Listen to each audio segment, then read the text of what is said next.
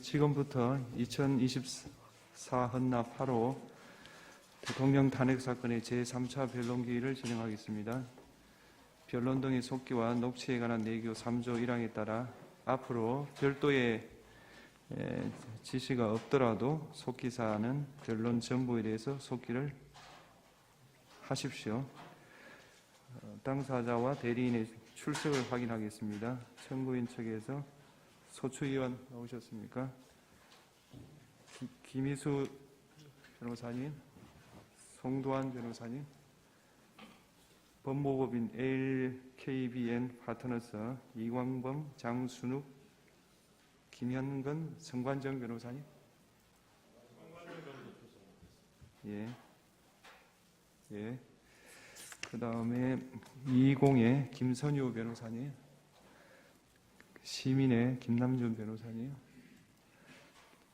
그 다음 도시의 이금규 변호사님, 다산의 서상범 변호사님, 클라스 한결의 박혁, 이원재, 김진환 변호사님, 세록의 전형호, 황영민 변호사님, 그 다음에 김정민 변호사님, 피청구인 본인 나오셨습니까? 그 다음에 대리인으로 조대영 변호사님, 배보연 변호사님, 배진환 변호사님, 도태우 변호사님, 서성근 변호사님, 청령의 윤갑근 변호사님, 삼승의 김계리 변호사님, 에이스 최거훈 변호사님, 선정의 차기환 변호사님, 정상명 변호사님, 그 다음에 송진호 변호사님, 이동찬 변호사님. 혹시 소개 안 된 분이 있습니까? 진행 순서를 말씀드리겠습니다. 지난 기일 이후 제출된 서면을 확인하고 증거 정리를 한 다음에 채택된 증거에 대한 증거 조사를 하는 순서로 진행하겠습니다. 그에 앞서서 피청구인 본인께서 소추 사유에 대한 의견 진술을 희망하신다면 발언 기회를 부여하겠습니다.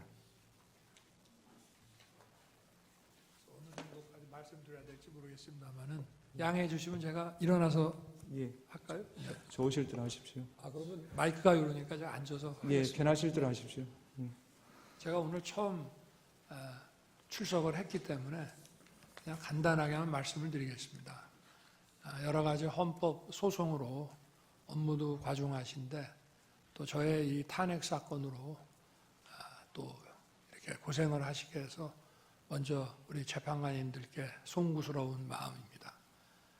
저는 철들고 난 이후로 지금까지 또 특히 공직 생활을 하면서 자유민주주의라는 신념 하나를 확고히 가지고 살아온 사람입니다. 헌법재판소도 이러한 그 헌법 수호를 위해서 존재하는 기관인 만큼 우리 재판관님들께서 여러모로 잘 살펴주시기를 부탁드리겠습니다. 또 필요한 상황이 되거나 질문이 계시면은 말씀드리도록 하겠습니다. 감사합니다. 말씀 잘 들었습니다. 다음으로 당사자가 지난 기일 이후 제출하신 서면을 확인하겠습니다. 청구인 측에서 1월 16일자 절차 진행에 관한 의견서, 1월 20일자 증거요지 설명서, 영상 증거 설명서, 각 쟁점에 대한 요약 서면으로 1월 20일자 준비 서면 2, 증거 제출서 4, 5, 증거 제출 정인 조지호에 대한 주신문사항 1월 21일자 증거 제출서 6 제출하셨습니다.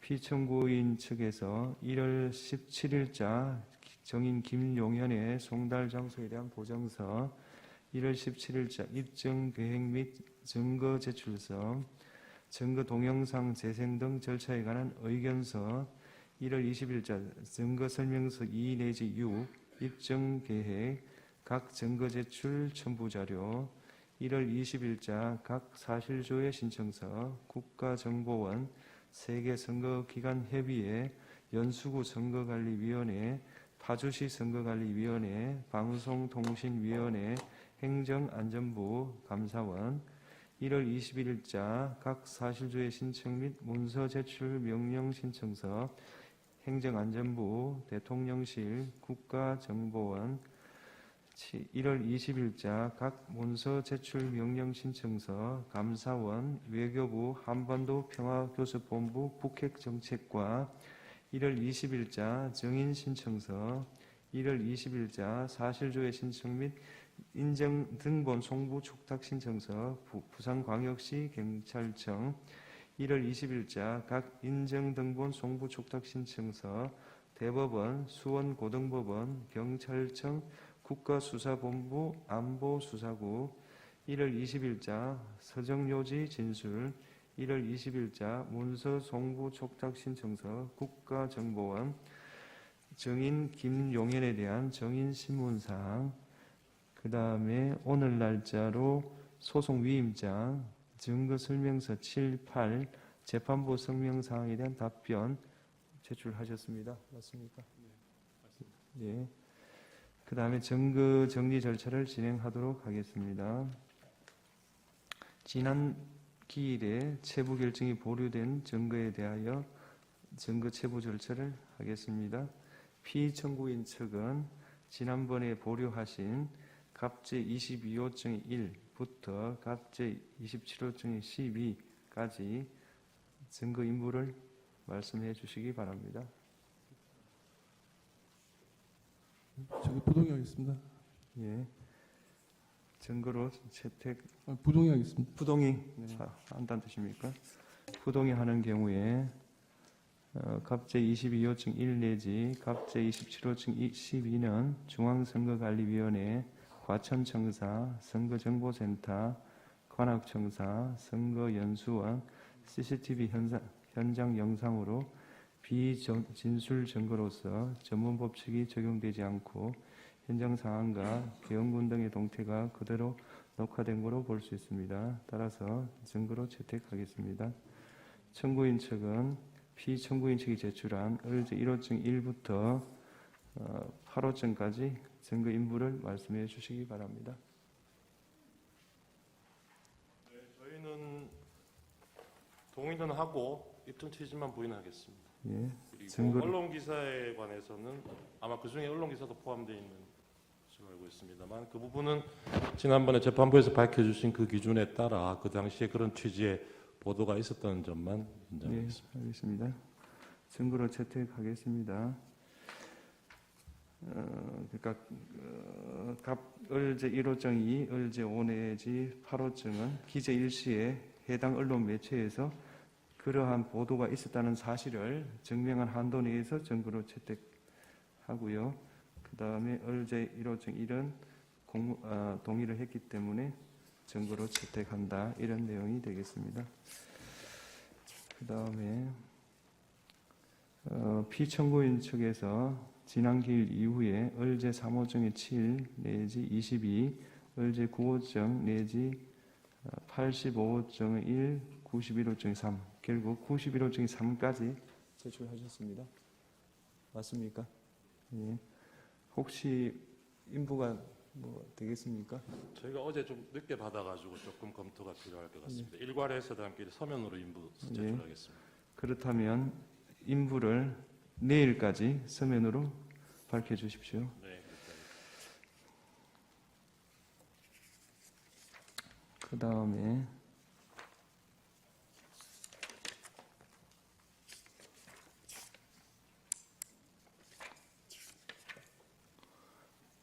그 11조 가겠습니다. 청구인 측에서 지난 기일 이후에 갑제 29층 1 내지 35, 36의 1 내지 8 이렇게 증거로 제출하셨죠. 그렇습니다. 피청구인 측에서는 혹시 확인해 보셨습니까? 그건 내일까지 서면으로 제출하겠습니다. 예, 내일까지 증거 인부를 밝혀주시기 바랍니다. 그 다음 다음 13조 채택된 증거에 대한 증거 조사를 할 수 있도록 각자 그러니까 오늘 채택된 증거에 대해서요. 서정 요지 진술을 준비해 주시고 영상 자료의 경우 중요 부분을 재생하여 시청할 수 있도록 꼭 시청해야 될 그 부분을 기일 전까지 특정해서 증거로 특정해서 제출해 주시기 바랍니다. 13조 문서 송부 촉탁 등 정리에 관해서 보겠습니다. 서울중앙지방검찰청에서 1월 16일, 1월 20일 기록 인정등본 송부 촉탁에 대한 추가 회신을 하였습니다. 청구인 측 확인해 보셨습니까? 네, 받았습니다. 그 다음 피청구인 대리인께 1월 16일 국가정보원 국가사이버안보센터 대통령실을 상대로 문서 송부 촉탁을 했고 선거관리위원회를 상대로 사실조회 신청을 했고 모두 채택해서 송부했습니다. 1월 17일 날요. 그 다음에 피청구인 측에서 1월 20일자로 아까 말씀드린 대로 사실조회 신청서, 그 다음에 사실조회 신청 및 문서제출명령 신청서, 그 다음에 1월 20일자로 문서제출명령 신청서, 1월 20일자로 사실조회 신청, 인정등본 송부 촉탁 신청, 1월 20일자로 인정등본 송부 촉탁, 1월 20일자로 문서 송부 촉탁 신청서 제출하셨습니다.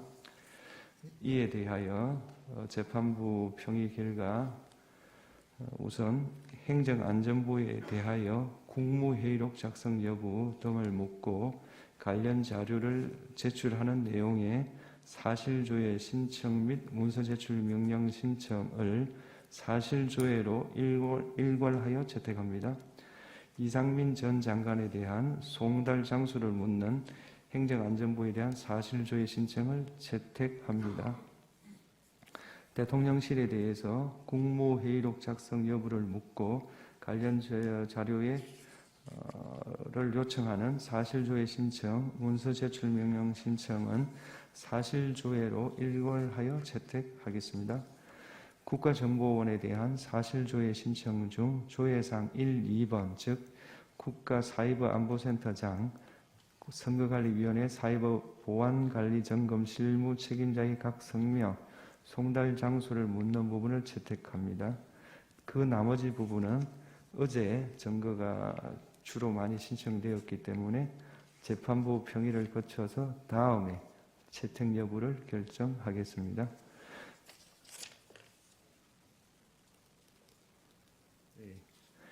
그 다음 정인 신청 관련해서 청구인 측 정인으로 홍장원, 조지호, 곽종근, 이진우, 여인영 채택했고요. 피청구인 측 정인으로 김용현, 그 다음에 김현태를 채택했습니다. 피청구인 측에서 1월 20일자 입정계획 정인 일부로 정인 15명에 대한 입정계획을 밝히셨고 1월 20일자 정인 신청서로 등에 대한 증거 신청을 했습니다. 어제 들어왔기 때문에 재판부 평의 결과 이상민 전 장관, 박춘석 대통령실 경제수석비서관을 정인으로 채택합니다. 이상민 전 장관에 대해서는 주소를 현재 확보할 수 없기 때문에 2월 11일 오전 10시 30분으로 신문기일을 정하고요. 박춘석 정인에 대해서는 2월 6일 오후 3시 반 신문하겠습니다. 따라서 정인 신문기일을 다시 한번 정리를 해드리겠습니다. 1월 23일 오후 2시 반에 김용현 정인 신문을 하고 조지호 정인은 불출석 사유서를 제출했습니다. 불출석 사유서를 보시면 건강상 매우 안 좋다, 출석할 수 없다고 되어 있으니 청구인 측에서는 이 조지호 정인을 유지할지 여부에 대해서 검토를 해주시기 바라고 조지호 정인에 대해서 재소한 보류하겠습니다. 2월 4일 오후 2시 반 이진우, 오후 4시 여인영, 오후 5시 반 홍장원 정인입니다. 2월 6일 오전 10시 반 김현태, 오후 2시 곽종건, 오후 3시 반 박춘석, 2월 11일 오전 10시 반 이상민, 이렇게 정의신문을 하겠습니다. 예.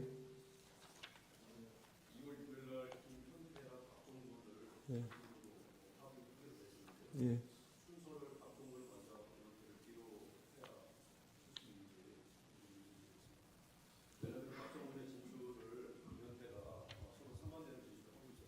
박정훈이 주고 김현태가 그 박정훈의 진술에 대해서 어떤 반대 내용을 진술을 할 것이기 때문에 그거는 좀 힘들 것 같고요. 그걸 감안해서 주신문 반대 신문을 하시면 좋겠습니다. 송달 문제가 그렇게 쉽게 좀 잘 해결이 안 돼서 그렇습니다. 2월 4일 정인신문을 위한 신문사항을 청구인 측에서는 1월 30일까지 제출해 주십시오. 2월 6일 정인신문을 위한 정인신문사항을 2월 3일까지 제출해 주십시오. 피청구인 측도 2월 6일 정인신문을 위한 정인신문사항을 2월 3일까지 제출해 주십시오. 서정에 대한 증거조사를 하겠습니다. 청구인 측은 증거로 채택되고 지난번에 서정의 요지를 진술하는 방법으로 증거조사하기로 한 그 목록에 대해서 서정의 요지를 진술해 주시기 바랍니다. 재판장님, 저희가 이번에 제출했던 그 성명사항에 대한 답변을 한번 진술할 수 있는 기회를 먼저 주시고 증거 조사하실 수 있는지 좀 여쭙니다. 어떤 내용이 저희가 재판부께서 주심 재판관님께서 성명을 구하신 사항이 있는데 예. 그걸 저희가 오늘 재판부 성명사항에 대한 답변으로 제출했습니다. 네. 그걸 먼저 좀 진술을 하고 증거 조사를 하실 수 있는 점을 여쭙니다.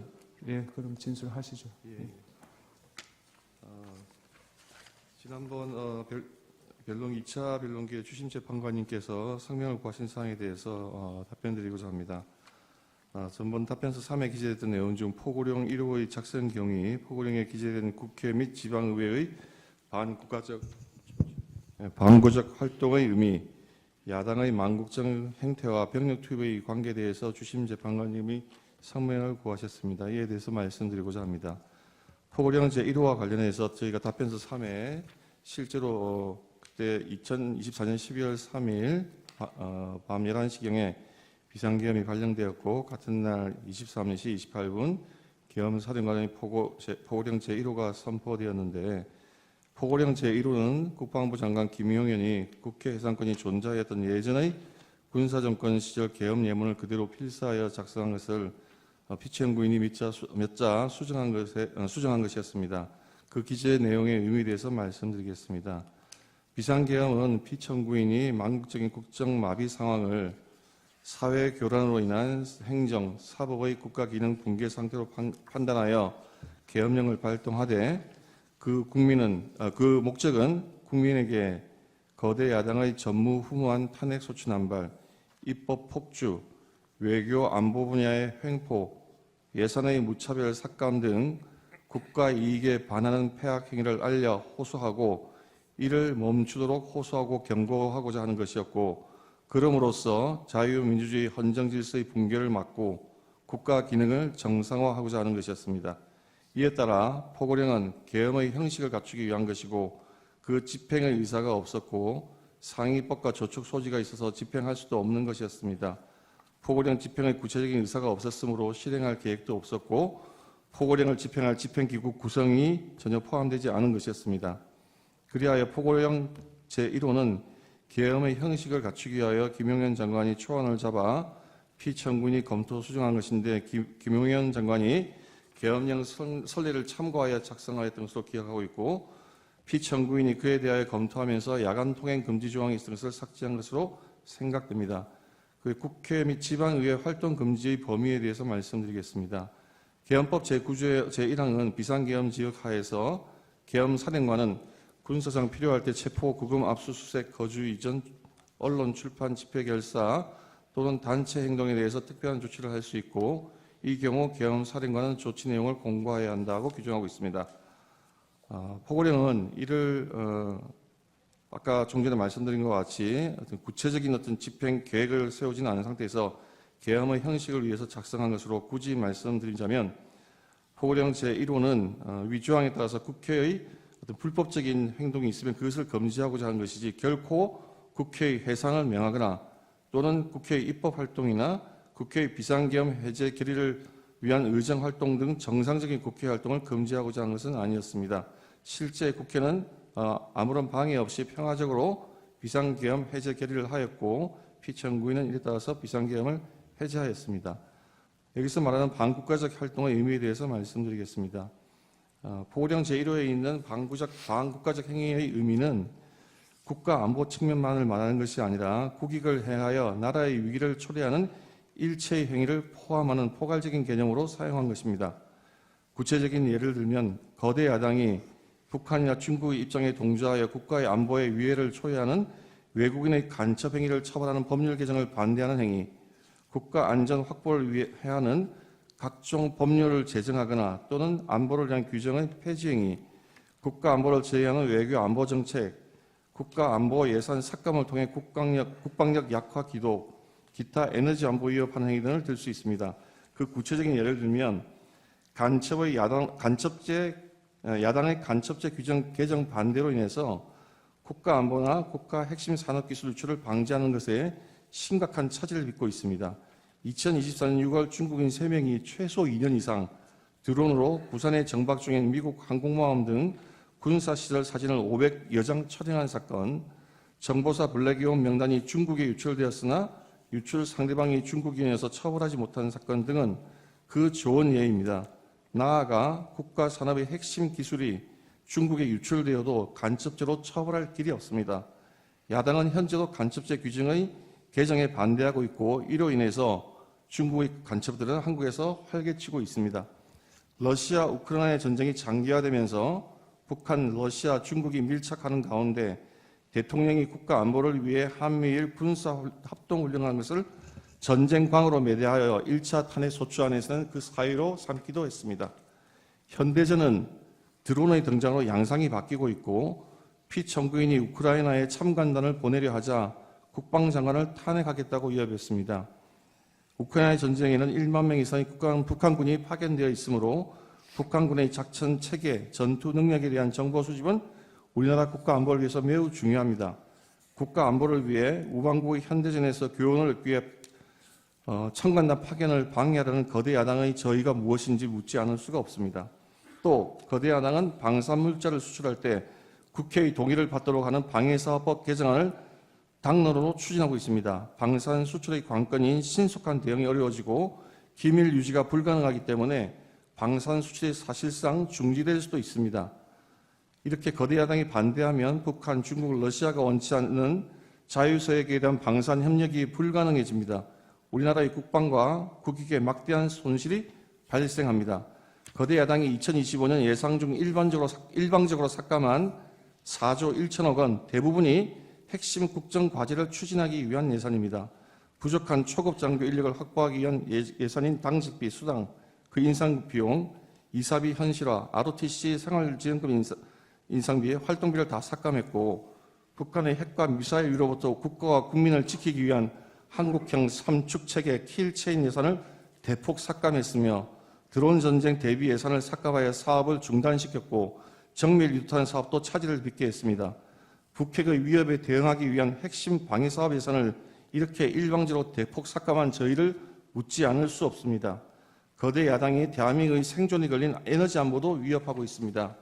지난 정권 내내 탈원전 정책으로 인해서 에너지 안보의 기반을 무너뜨려 놓고 원전 생태계를 복원하려고 하는 현 정부의 노력을 사사건건 제동을 걸고 있습니다. 24조 원 규모의 체코 원전 사업에서 어렵게 우선 협상자에 선정되었을 때에도 정부의 노력을 지원하여서 우리나라를 위한 산업 수출을 이루기는커녕 덤핑 수준의 가짜 뉴스를 내놓고 한미 원자력 협력의 핵심 과제인 차세대 원전 기술 SFR의 R&D 계산도 90%나 대폭 삭감을 해버렸습니다. 이렇게 우리나라의 원전 경쟁력이 떨어지면 우리나라의 산업 경쟁력이 급격히 위축될 뿐만 아니라 지금 현재 원전 확대에 열을 올리고 있는 중국이 가장 큰 이익을 보게 됩니다. 거대 야당은 동해가스전 시추 예산, 이른바 대왕고래 사업 예산을 사실상 전액 삭감하여 온 국민이 바라는 산유국의 꿈을 무산시키려 하고 있습니다. 지금 세계가 급격히 재편되면서 글로벌 에너지 공급망이 흔들리고 안전적인 에너지 자원 확보가 국가의 생존에 직결되고 있습니다. 최대 140월 2270조 원에 달할 수 있는 대왕고래 사업에 성공한다면 우리의 에너지 자력과 에너지 안보를 획기적으로 강화할 수 있음에도 불구하고 오로지 정치적인 목적으로 사업 진행을 가로막고 있습니다. 그뿐만 아니라 거대 야당은 우리 사회의 안전을 지키기 위한 필수 예산도 무차별 삭감했습니다. 검찰, 경찰의 내년 특경비, 특활비, 치안활동비 예산을 전액 삭감했습니다. 검찰 587억 원, 경찰 31억 원에 달하는 예산을 아예 영원으로 만듦으로써 수사를 제대로 하지 못하게 하고 있습니다. 이로 인해서 마약 범죄라든지 또는 치안 범죄 등의 활동이 줄어들면 그것이 과연 누구에게 이익이 되고 누구에게 피해가 되겠습니까? 또 이러한 예산은 금융사기 사건, 성범죄를 비롯한 사회적 약자 대상 범죄, 마약, 조폭 등 민생 침해 사건 수사 그리고 대공수사에도 쓰이는 예산인데 이것을 다 삭감하는 저희는 무엇입니까? 대한민국을 마약과 조폭과 성범죄자들이 활개치기는 나라로 만들겠다는 것인지 묻지 않을 수가 없습니다. 거대 야당은 자신들이 비위를 조사했다는 이유로 감사원 특경비 60억 3,800만 원도 전액 삭감했습니다. 이 또한 감사원이 감사를 통해서 자신들의 비위를 캐지 못하도록 하는 것이라고 하지 않을 수가 없습니다. 나아가 대통령실, 국가안보실의 특활비 80억 5천만 원도 전액 삭감했습니다. 민주당 자신이 정부일 때에는 오히려 대통령실의 특활비가 96억 원에 달했습니다. 이와 같이 예산을 무분별하게 삭감하는 것은 국가의 정상적인 활동을 방해하고 차질을 빚게 하는 것이라고 하지 않을 수가 없습니다. 이러한 것은 상권 분립의 헌정 질서에도 위배되는 것이고 국헌 문란 행위라고 판단하지 않을 수가 없습니다. 그러면서도 국회의원의 해외 출장비에 쓰이는 국회의원들의 해외 출장에 쓰이는 국회 특갈비, 특경비 예산은 195억 원으로 유지하고 국회의원들의 연봉은 1억 6천만 원으로 오히려 인상을 했습니다. 나아가 거대 예산의 예산 폭군은 민생과 서민들의 민생과 미래까지 위협하고 있습니다. 대통령은 그동안 직접 전국을 돌며 민생 토론회를 열어 현장의 의견을 수렴하고 공직자들이 밤잠을 아껴가며 피부에 와닿는 정책을 개발해 놓았습니다. 그러나 거대 야당의 무자비한 핵심 예산 삭감으로 많은 사업이 중단될 위기에 처해 있습니다. 기초과학연구, 양자 반도체 산업, 바이오 산업 등 미래 성장 동력이 될 산업의 예산을 대폭 삭감했습니다. 산업 생태계 조성을 위한 혁신 성장 펀드, 강소기업 육성 예산도 삭감했습니다. 또 긴급 상황에 대처하기 위한 예비비를 무려 2조 4천억, 절반이나 삭감을 해서 삭감했고 이 가운데 1조 원은 재해 대비 예산입니다. 매년 폭염, 폭우, 태풍 등 기상이변이 속출하는 상황에서 국민 피해가 더 커질 수밖에 없습니다. 작년에 보셨듯이 무한 공항 사고와 같은 그런 재해가 생겼을 때, 그런 의도치 않은 예상치 않은 피해자가 생겼을 때 국가가 도와줄 수 있는 그러한 예비비마저 대폭 삭감한 것입니다. 거대 야당은 팬데믹에 대비하는 백신 개발 지원과 관련된 R&D 예산도 대폭 삭감했고 의료개혁의 추진에 반드시 필요한 전공의 지원 사업 예산도 삭감했으며 어려운 청년들을 돕기 위한 청년 일자리 지원 사업 예산도 삭감하고 취약계층 아동자산 형성 지원 사업도 삭감했으며 아이 돌봄 수당도 무차별 삭감했습니다. 이러한 악의적인 예산 삭감은 나라를 망국의 위기로 몰아내려는 목적이 뚜렷한 것입니다. 그리고 그 피해는 고스란히 국민들에게 돌아갈 수밖에 없습니다. 이러한 거대 야당의 이러한 예산의 무차별 삭감과 폭주는 국가 이익에 반하는 것이라고 하지 않을 수가 없습니다. 그다음 망국적 행위를 알리는 것과 병력 투입의 관계에 대해서 말씀드리겠습니다. 저희가 소규모이지만 병력을 국회에 투입한 이유도 거대 야당의 망국적 행태를 국회와 국민들에게 직접 알리고 계엄 선포 방송을 본 국회 관계자들과 시민들이 대거 몰릴 것에 대비해서 질서를 유지하기 위한 것이지 국회를 해산시키거나 기능을 마비시키려고 하는 의도는 아니었습니다. 국회의 만행을 국민들에게 직접 알리기 위해 외 병력을 동원하여야 하는 구성명 사항으로 추측이 됩니다. 개헌법 3조에는 비상계엄의 선포와 동시에 계엄사령관은 계엄 지역의 모든 행정사무와 사법사무를 관장한다고 규정하고 있습니다. 따라서 계엄이 선포되면 질서 유지 업무는 계엄사령관이 관장하게 되고, 그렇기 때문에 이 사건 계엄 당시에도 많은 시민들이 몰려들 것이 예상되는 국회의 질서를 대비하기 위해 군이 보충적으로 인원을 파견하고 보다 많은 경찰이 그 외곽 경비를 하게 된 것입니다. 법조인 체포 주장에 대해서 말씀드리겠습니다. 청구인은 아직 이 법조인 체포에 대한 주장이 서면으로 정확하게 제출되지 않아서 정확한 답변은 다 말씀드리기 어렵습니다만, 청구인은 피청구인이 이 사건 계엄 당시 다수의 법조인을 체포하거나 체포하려 하였다고 주장하고 있습니다. 그러나 피청구인은 이 사건 계엄 선포 당시 결코 법조인을 체포 구금하라고 지시한 바가 없고, 실제로 체포된 법조인도 전혀 없습니다. 한동훈 여당 대표를 체포하라든지 우원식 국회의장을 체포하라고 지시한 바가 전혀 없습니다. 나아가 더더욱이나 한동훈 여당 대표를 사살하라고 하라는 그런 터무니없는 지시를 한 바도 없는데, 그러한 황당한 가짜 뉴스를 가지고 탄핵 사유 사유로 주장하는 것은 그 부당성에 대해서는 더 말할 필요가 없다고 할 것입니다. 절차 진행에 대해서 말씀드리고자 합니다. 피청구인의 입장에서 가장 강조드리고 싶은 것은 이 사건 계엄 이전에 거대 야당의 횡포로 인해서 국정이 사실상 마비될 정도였다는 것입니다. 그 중에도 중요한 것이 민주당의 탄핵 소추의 남발입니다. 민주당이 탄핵 소추를 남발하여 얼마나 탄핵 소추를 남용하는지 여부가 쟁점이 될 것인데, 그것을 판단하려면 당연히 먼저 소추된 장관, 감사원장, 방통위원장에 대한 탄핵 사건을 심리해보아야 그 결론이 나야 하지 않겠습니까? 사리가 그러함에도 지금 헌법재판소에서 대통령에 대한 탄핵 사건을 무조건 서두른 데 대해서 대리인들은 그 절차의 적법성과 공정성에 대해서 의문을 가지고자 있다는 것을 말씀드리고자 합니다. 결론적으로 피청구인들 대리인은 평소 헌법재판관인에 대해서 무한한 신뢰와 존경의 마음을 가지고 재판에 임하고 있습니다. 누가 뭐라 해도 헌법재판소는 이 나라의 헌법 그리고 민주적 기본 질서를 보위하는 최고의 보루입니다. 그와 같은 점을 감안하셔서 아무쪼록 재판연관님들 모두 명철한 지혜를 모아 공정하고 올바른 재판을 하여 주셔서 헌정 질서를 더욱더 확립하여 주시기 바랍니다.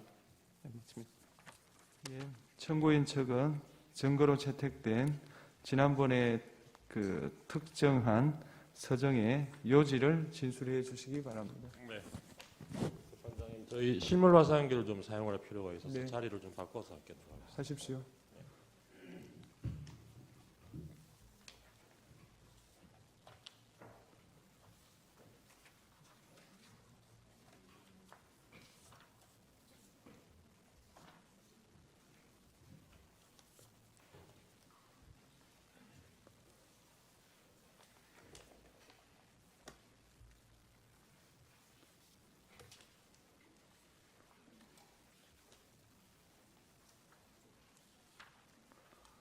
되나요?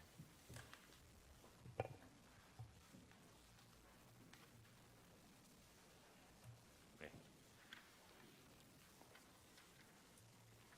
저희 서증 요지 설명드리겠습니다. 저희가 어제 제출한 증거 요지 설명서 1 서면 같이 보시면서 참조해 주시면 되실 것 같습니다. 우선 갑제 1호증의 1 내지 63까지 각 언론 기사입니다. 이 중에 1호증의 1 내지 18은 12월 3일부터 12월 4일까지 언론 보도 기사로서 비상계엄 선포, 포고령 발표, 국회 비상계엄 해제 요구 결의 당시 국회 출입 통제 및 계엄군에 의한 국회 침탈 상황, 국회의장 등 요인들에 대한 체포 의심 정황, 계엄군의 선관위 침입 상황 등이 당시에 실시간으로 보도된 정황이 담겨 있습니다. 그리고 갑 1호증의 19 내지 41, 1호증의 46 내지 56, 1호증의 58, 1호증의 59 내지 63은 계엄 선포가 있은 후에 사후적으로 확인된 구체적인 중앙선관위 침탈 현황, 국회 침탈 현황, 요인 납치 계획, 개업 사전 모의 현황, 그리고 비상계엄에 앞서 이루어진 국무회의의 위헌 위법성 등을 보도한 각 언론 보도 기사입니다. 그리고 1호증의 42 내지 45는 12월 10일까지 언론 보도 기사인데, 여기는 위헌 위법한 계엄 선포로 인해서 국가 경제 질서가 큰 타격을 입게 되었다는 그런 위기 상황에 대한 내용을 담고 있습니다. 갑 2호증은 계엄사령관 포고령입니다. 이 헌법과 계엄법에 따르더라도 비상계엄 선포할 경우에 넘을 수 없는 내용들이 있는데 이 포고령에는 그런 내용들이 포함되어 있다는 취지입니다. 그리고 갑 3호증의 1 내지 7호증이 각 국회 회의록입니다. 서중별로 글씨가 좀 작게 보이긴 합니다만 주요한 부분 요약해서 말씀드리겠습니다. 3호증의 1은 2024년 12월 11일자 419회 국회 본회의 회의록입니다. 이 본회의 당시 국무총리 한덕수는 비상계엄에 앞서 열린 회의가 절차적 실체적 흠결이 있어서 국무회의로 볼 수 없다는 점, 그리고 회의록이 작성된 적도 없고 국방부 장관이 국무회의에서 계엄 필요성을 건의하는 등의 절차도 전혀 이루어지지 않은 채 비상계엄이 선포되었다는 점을 확인해 주었습니다. 잠깐 그 회의록 해당 부분을 보시면 7쪽, 8쪽에 한덕수 총리가 비상계엄 선포 전에 이 국무회의라고도 부를 수 없는 그 모임에서 참석자 전원이 비상계엄 선포를 반대하였다는 점, 그리고 그 외에도 여러 절차적, 실체적 흠결을 가지고 있다고 생각한다. 이런 취지로 발언한 사실이 확인이 됩니다. 다음 8쪽 넘어가도 될 것 같아요. 24쪽에서는 한덕수 총리가 다른 국무위원들과 함께 피청구인을 설득해서 계엄 선포를 막을 목적으로 피청구인이 아닌 자신이 국무위원들을 소집했다는 내용이 확인이 됩니다. 그리고 43쪽에는 이 당시에 계엄사령관에 대한 심의도 전혀 거치지 않았다는 점이 얘기하고 있습니다. 49쪽에는 결론적으로 이 비상계엄을 선포한 회의는 국무회의로 볼 수 없다고 생각한다. 이런 자신의 생각도 밝히고 있습니다. 61쪽입니다. 한덕수 총리는 국방부 장관이 국무회의 석상에서 계엄의 필요성을 정식으로 건의하지 않았고 정식 심의를 거치지도 않았으며 회의록도 작성된 바 없다고 밝히고 있습니다. 다음 갑 3호증의 2입니다. 12월 13일자 제319회 419회 국회 본회의 회의록입니다. 이날 한덕수 총리, 최상목 부총리, 선관위원장, 중앙선관위원장 노태악, 외교부 장관, 법무부 차관이 출석해서 계엄 당시 상황에 관한 발언을 했습니다. 여기서 중앙선관위원장 노태악은 계엄군의 선관위 무단 점거, 서버 탈취 시도가 위법 반응에 해당한다는 점이 명백하다고 진술을 해줬고 선관위 시스템상 부정선거가 불가능하다는 점도 확인을 해주었습니다.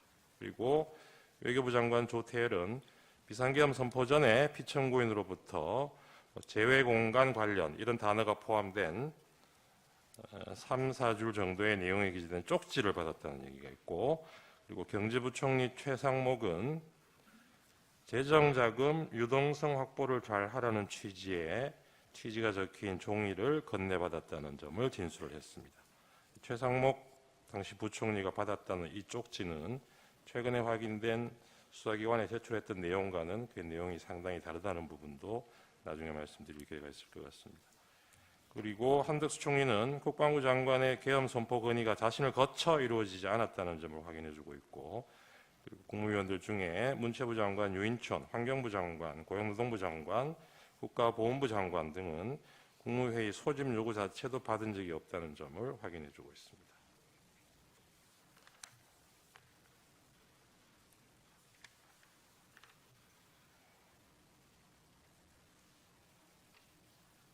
그 요약한 부분으로 가름을 하고 이 부분은 3호증의 2는 이걸로 가름을 하겠습니다.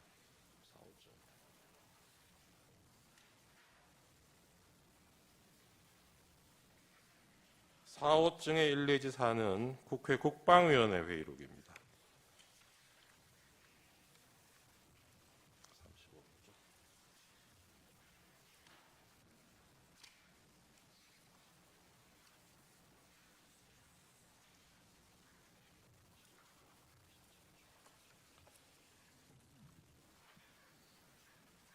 4호증의 일은 2024년 9월 2일자 국회 국방위원회 회의록인데요. 이날은 당시 국방부 장관 후보자였던 김영현에 대한 인사청문회가 열린 날입니다. 이 자리에서 김영현은 국민이 계엄을 용납하지 않고 군도 따르지 않을 것이다. 계엄 문제는 시대적으로 맞지 않다. 지금 이 상황에 계엄이 통하지 않을 것이다. 이러한 취지로 당시 이 계엄 의혹을 제기한 야당 의원들에 대한 질문에 대해서 이 비상계엄에 대해서 자신은 이렇게 생각한다는 인식 내용을 보여주었습니다.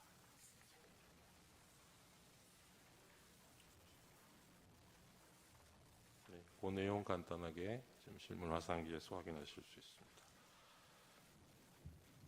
57쪽에도 같은 취지의 내용이 있습니다.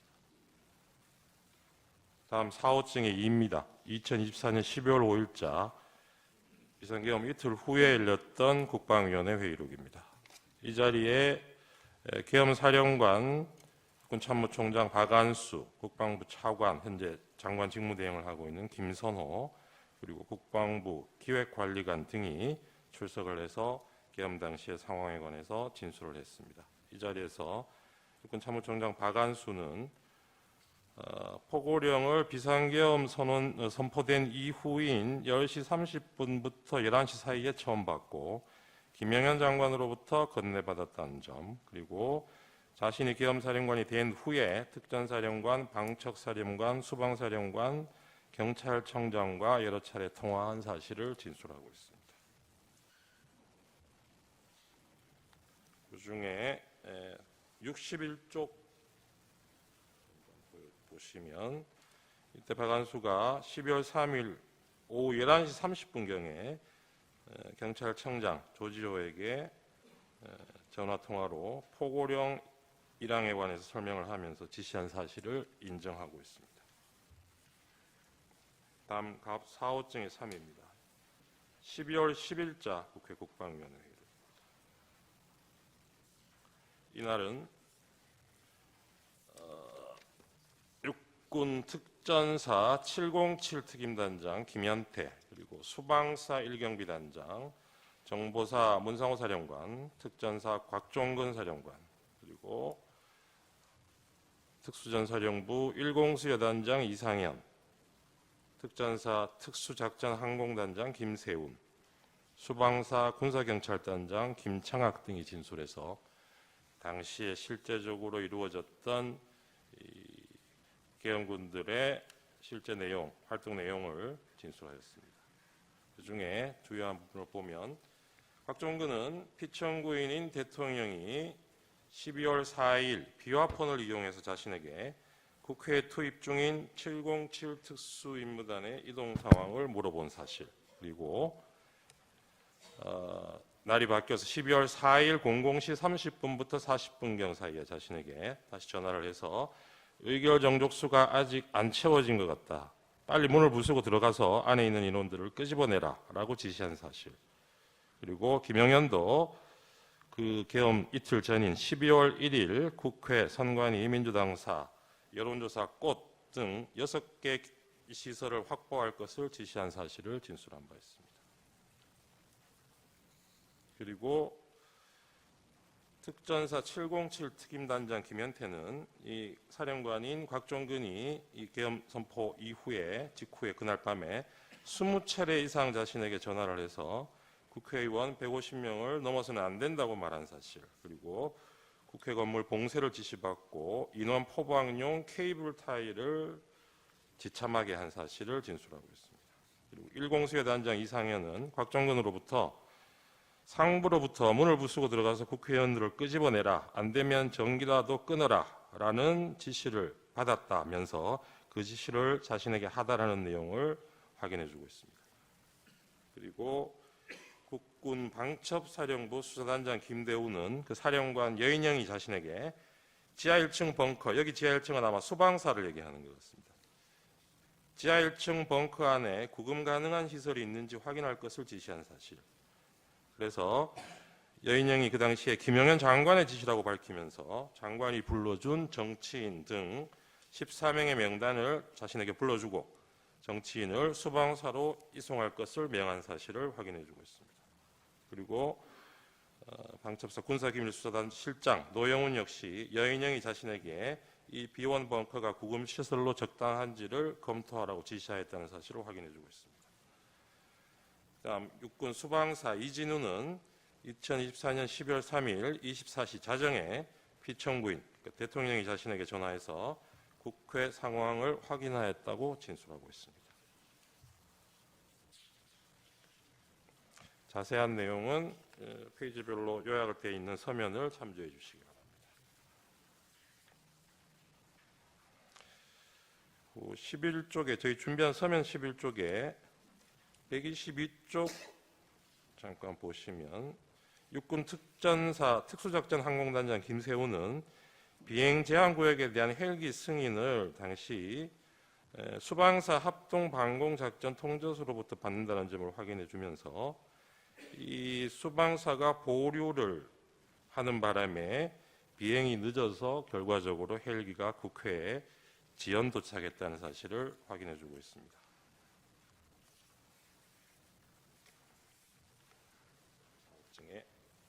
4로 넘어가겠습니다.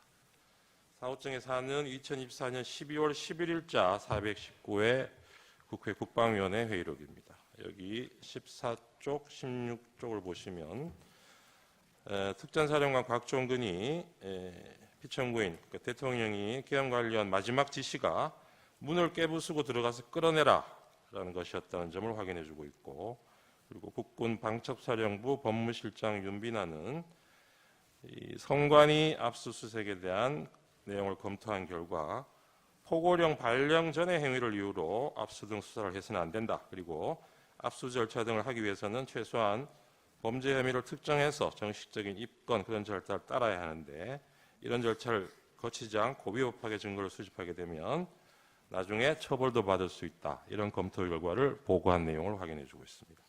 다음 갑 5호증의 1, 2 국회 행정안전위원회 회의록입니다. 5호증의 1은 그중에 12월 5일자 국회 행안위 회의록입니다.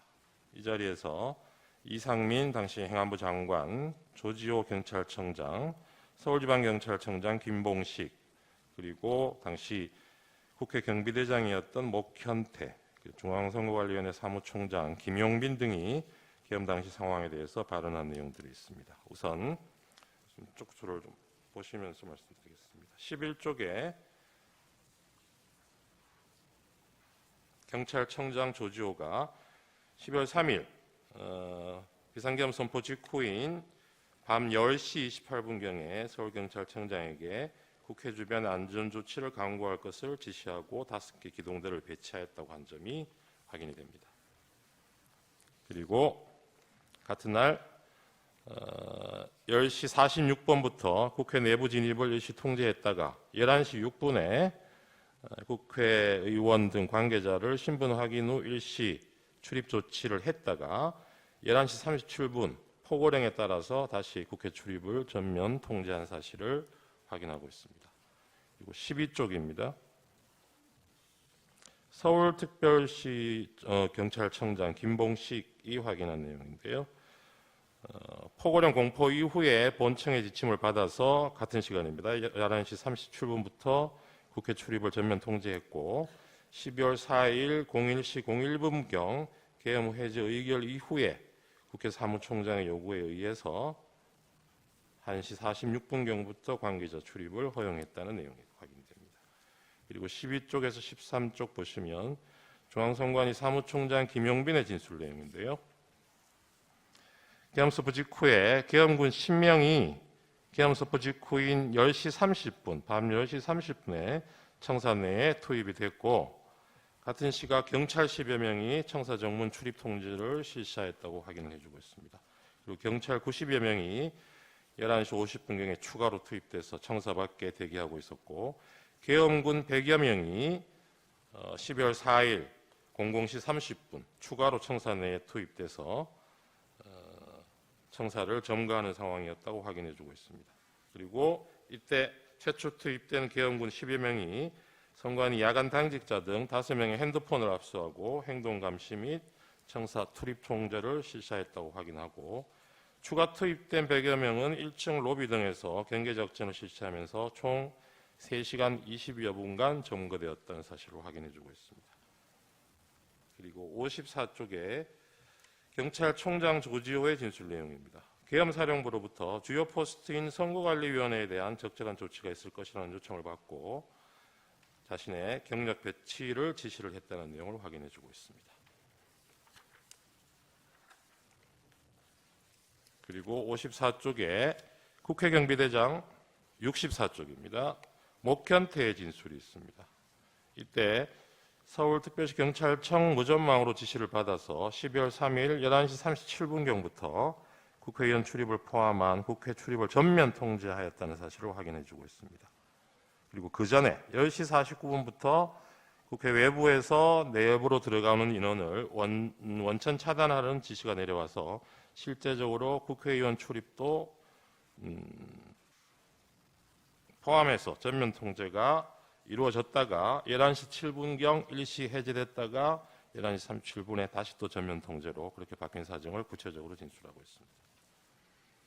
97쪽에 보면 중앙선관위 사무총장 김용빈 진술이 다시 나오는데 이 중앙선관위 CCTV를 확인한 결과 시간대별로 계엄군과 경찰이 선관위 청사나 주변에 배치돼서 어떤 경계 활동을 하고 침입 행위를 했는지 시간대별로 자세한 내용을 진술하고 있습니다. 그리고 94쪽에 보시면 경찰청장 조지호가 당일 밤 11시 20분에서 30분 사이에 계엄사령관과 통화를 했고 그때 계엄사령관이 국회 통제를 요청했다고 한 사실을 인정하고 있습니다. 그 당시에 선거관리위원회에 대해서도 계엄사령관으로부터 통제 요청이 있었다는 사실을 확인해주고 있습니다.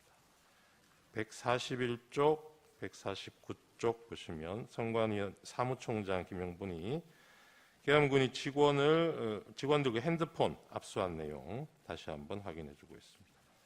다음 갑 5호증의 2024년 12월 13일자 국회 행정안전위원회 회의록입니다.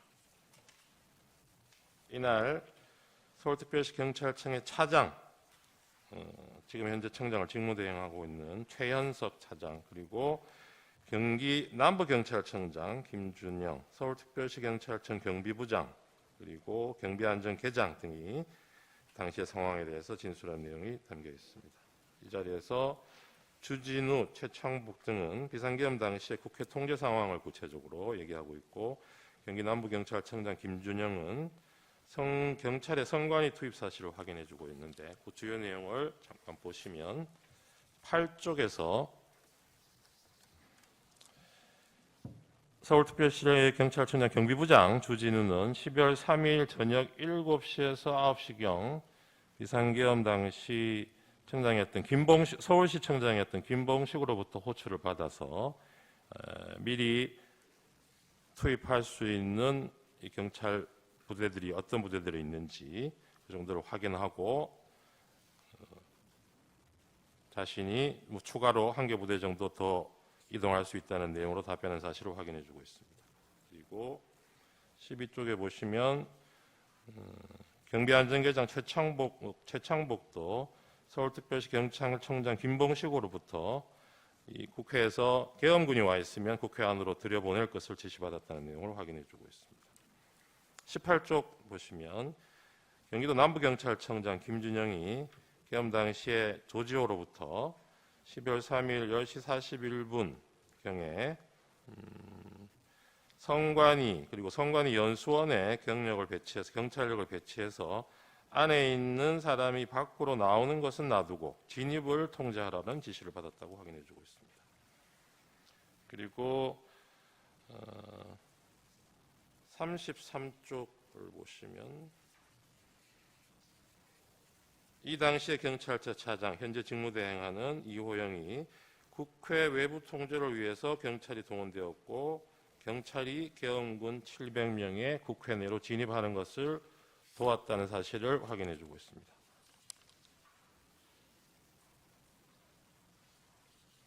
48쪽에 최창복의 내용이 진술이 있습니다만은 앞에 나왔던 내용과 중복되는 것이어서 이 부분은 넘어가도록 하겠습니다. 그리고 갑제 6호층의 1, 2, 3은 국회 법제사법위원회 회의록입니다. 6호증의 1은 2024년 12월 6일자 제19차 법제사법위원회 회의록인데요. 여기서 법원행정처장이 계엄 군사법원 설치를 위해서 법원 공무원 파견을 요청받은 내용을 확인해주고 있습니다. 그리고 갑 6호증의 2는 12월 9일자 제20차 국회 법사위 회의록입니다. 이 자리에서 법무부 장관 박성재, 경찰청장 조지호, 선관위 사무총장 김용빈 등이 진술을 했습니다. 여기서 주요 내용을 잠깐 보시면 41쪽입니다. 이 당시에 경찰청장 조지호는 방첩사령관이 자신에게 전화를 해와서 이재명, 박찬대, 전현희, 김명수 전 대법원장, 권순일 전 대법관 그리고 한동훈에 대해서 체포를 위한 위치 추적을 요청하면서 위치 추적을 해달라는 지시를 받았다는 점을 확인하고 있습니다. 45쪽에서는 선관위 사무총장 김용빈이 이 당시에 선관위 관계자들이 직원들이 내부에 감금되어 있다고 사실을 확인해주고 있고요. 67쪽, 68쪽에서는 역시 김용빈 사무총장이 계엄군이 당일 한 3시간 20분 동안 선관위를 불법 점거했고 야간 당직자 핸드폰 뺏긴 점 그리고 계엄군이 관제센터에 들어와서 서버 사진을 찍어갔다는 사실을 확인해주고 있습니다. 다음 갑제 7호증은 2024년 12월 13일 개최된 국회 과학기술정보방송통신위원회 회의록인데요. 여기서는 방통위 관계자들이 나와서 세 차례에 걸쳐서 계엄사령부로부터 연락관 파견을 요청하는 전화를 받았다는 점을 확인해주고 있습니다. 그리고 갑 8호증의 1리는 국회 사무처에서 피해 현황을 집계해서 제출한 내역입니다. 이 당시에는 4,800만 원 상당의 비품 피해, 1,100만 원 상당의 시설 피해 등이 발생했다는 내용을 담고 있습니다. 그리고 갑제 12호증의 1리는 피청구인이 이 헌법재판소 탄핵 소추 이후에 서류 송달 거부에 관한 내용을 담고 있는 언론 기사들입니다. 그리고 13호증의 1, 2지사는 피청구인이 수사기관 소환에 불응하고 체포영장 발부됐다는 기사를 담고 있습니다. 그리고 14호증의 2는 12월 31일 체포영장 발부에 관해 피청구인이 입장을 밝힌 데 대해서 피청구인 대리인이죠. 대리인이 입장을 밝힌 데 대해서 그 배경을 설명하는 취지의 언론 기사입니다. 15호증의 1, 2는 검찰 비상계엄 특별수사본부에서 김용현, 여인형, 이진우를 기소하면서 수사한 결과를 요약해서 발표한 보도자료입니다. 그리고 17호증의 2 내지 4는 국회 사무처 입장 관련 기사, 기자회견면 그리고 사무처 제출한 자료들입니다. 이 17호증의 1로 저희가 제출했던 것이 국회 피해 상황 등을 담은 CCTV 영상인데 이 17호증의 2 내지 4는 이 영상과 관련해서 국회 사무총장이 그 내용을 설명하고 관련한 내용을 담고 있는 기사입니다. 그리고 17호증의 3도 국회 사무총장이 비상계엄 관련해서 수사 협조를 위해서 CCTV 영상을 수사기관에 제공했다는 내용 담고 있고요. 17호증의 4는 국회 사무처에서 이춘석 의원의 요구 자료로서 제출한 내용으로 역시 비품 피해 현황, 설비 피해 현황이 있고 인적 피해 현황도 아울러 있다는 내용을 담고 있습니다. 그리고 19호증의 1, 2, 3, 4는 비상계엄 이후에 금융외환 시장의 변동성이 크게 확대되고 환율이 상승하고 불확실성 증가로 투자 심리 위축돼서 증시가 큰 폭으로 하락하고 있다는 계엄의 부정적인 영향을 다루고 있는 언론 기사들입니다. 그리고 갑 25증의 3 내지 5는 피청구인이 2025년 1월 1일 한남동 관저 앞에서 집회를 열고 있던 자신의 지지자들에게 전달한 새 인사와 관련해서 언론 기사 내용입니다. 그리고 갑 28호증은 2023년도에 새로 발간된 계엄 실무 편람입니다. 이 부분은 이 피청구인이 선포한 12월 3일 비상계엄이 계엄 실무 편람에서 정하고 있는 여러 절차적, 실체적 요건에도 전혀 부합하지 않는다는 것을 입증 취지로 하고 있습니다. 이상 서정 요지를 말씀드렸습니다. 예, 참고로 피청구인에게도 증거가 채택된 서정 요지, 영상 등에 대해서 마찬가지 방법으로 증거 조사 기회를 드리겠습니다. CCTV 영상에 대한 재생 방법으로 시청하도록 하겠습니다. 네, 이 부분도 저희가 영상 증거 설명서 1 제목으로 어제 서면을 제출했습니다. 여기에 보면 재생 시점 시간이 특정이 되어 있습니다. 그 부분대로 재생을 해주시면 될 것 같습니다. 이제 갑 9호증 국회 사무처 CCTV 영상입니다. 재생되는 장면 보면서 말씀드리겠습니다. 지금 보시는 장면이 12월 3일 밤 11시 49분경부터 다음날 12월 4일 00시 11분경까지 육군 특전사 707 특수임무단 병력이 탑승한 헬기가 국회의사당 후면 운동장에 3대씩 순차로 착륙하는 모습입니다.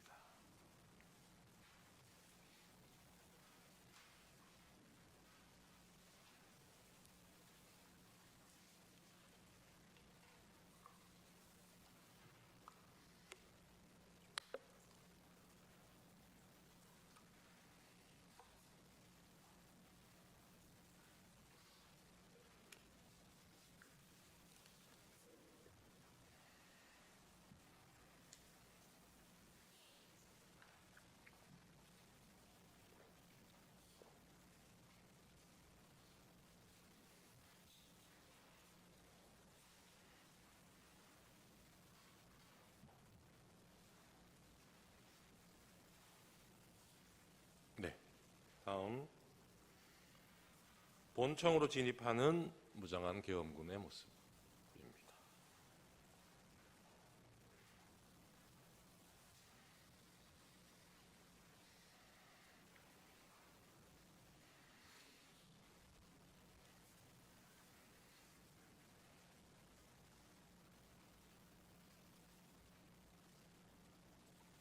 다음 12월 4일 00시 34분경에 707 특수임무단장 김현태를 포함해서 약 15명의 병력이 국회의사당 우측면으로 이동해서 미리 준비한 망치로 유리창 2개를 깨뜨리고 국회의사당 내부로 침투하는 모습입니다.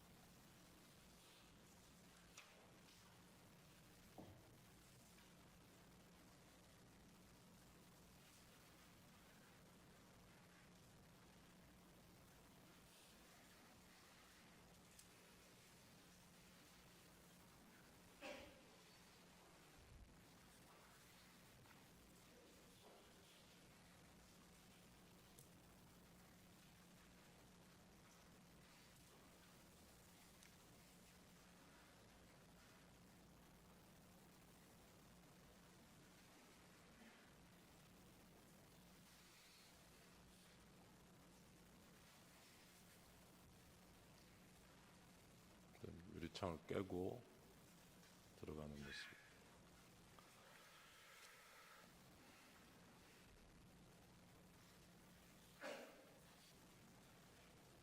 예.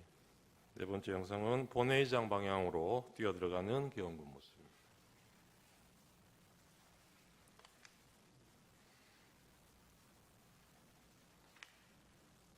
그리고 본회의장 앞장면인데 국회 내 당직자, 보좌관 이런 분들이 계엄군의 국회의사당 진입을 막기 위해서 소화기를 분사하니까 이를 피하기 위해서 잠시 물러서다가 대치 상태를 계속해서 유지하고 있는 계엄군들 모습입니다.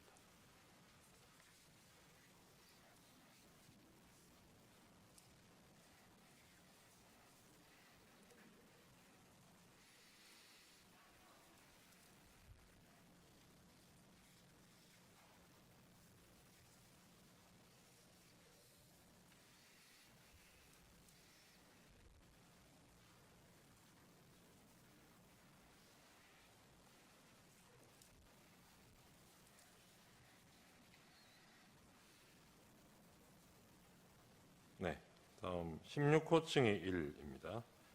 한남동 국회의장 공간에 계엄군이 출동한 장면인데요. 12월 4일 01시 42분경부터 04시 45분경까지 사이에 전체는 그렇습니다만 그중에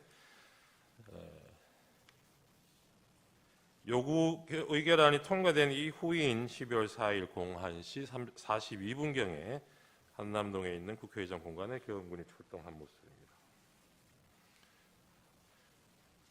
이 부분 입정 취지는 해제 요구가 의결된 이후에도 이 군병력이 국회의장 공간에 배치됐다는 점에서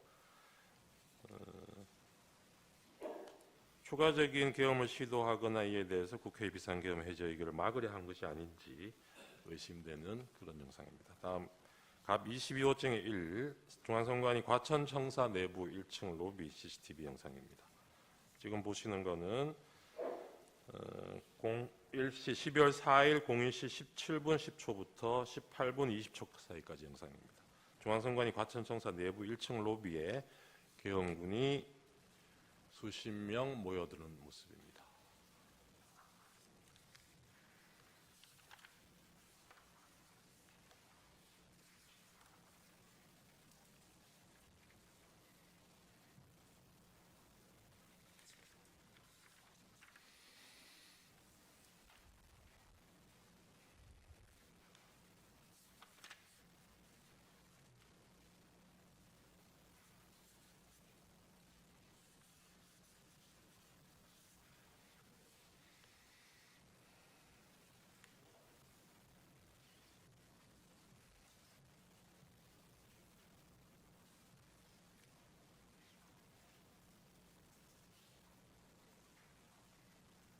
다음 갑 22호증 23입니다.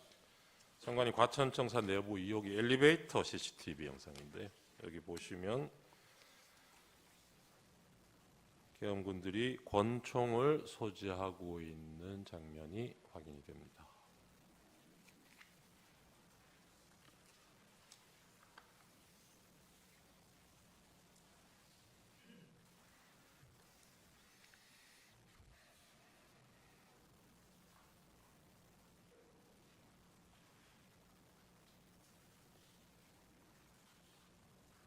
다음 갑 22호증이 24입니다. 중앙선관위 과천청사 내부 신관 2층 승강기 CCTV 영상인데 저 선관위에서 사무실에서 선관위 조직도를 확보해서 전달해주고 있는 장면으로 보입니다. 다음 23호증의 2입니다. 선관위 과천청사 정문 외곽 CCTV 영상입니다. 지금 보시는 거는 계엄 선포 직후인 그날 밤 10시 32분 58초부터 33분 44초 사이의 영상입니다. 계엄군 10명이 피청구인 선포 직후인 이 시간대에 선관위 과천청사 정문으로 들어오는 모습입니다.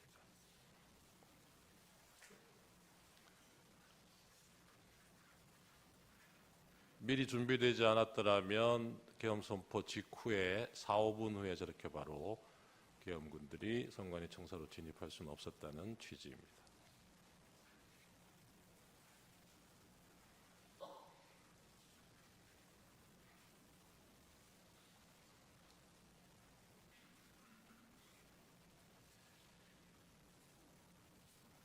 다음인가요? 과천청사 건물로 들어가기 위해서 이동하는 계엄군 모습입니다.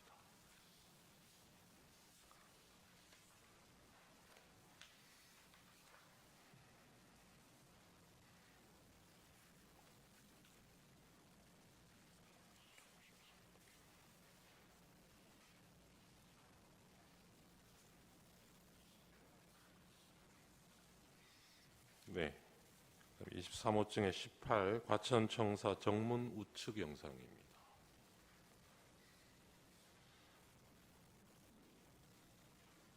역시 같은 시간대 계엄 선포 직후인 10시 33분, 34분 사이에 선관위 과천청사 정문으로 들어오는 계엄군들 모습이 확인이 됩니다.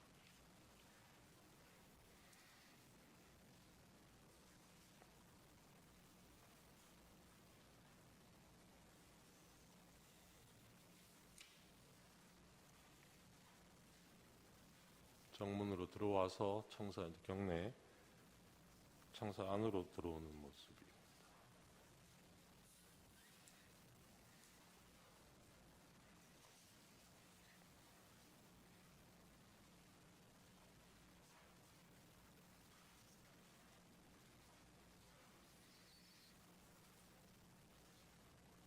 계엄 군인들이 좀 개인 화기들로 무장하고 있는 점도 영상으로 확인이 되고 있습니다.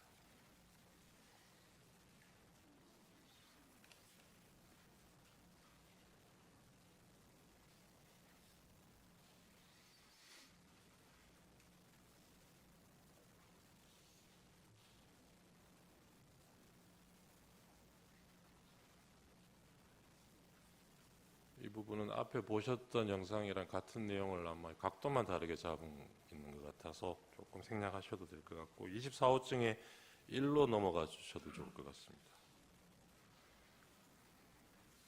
네, 이 부분은 선관위 선거정보센터 CCTV 영상 파일인데요. 시간은 그날 10시 32분부터 33분 사이입니다. 이게 서버실인데 군인들이 서버실 내로 들어오는 장면입니다. 아까 정문으로 들어왔던 시간하고 비교해 보시면 들어오자마자 이 바로 서버실로 시간상으로는 그렇게 이동을 한 것으로 보입니다.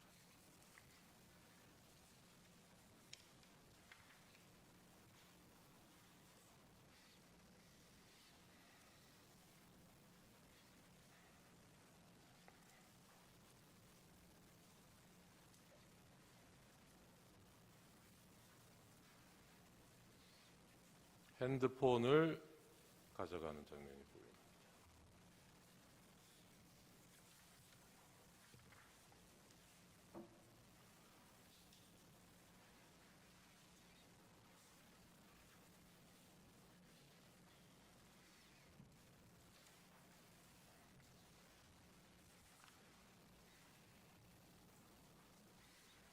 (24호증에) 3 보고 계십니다.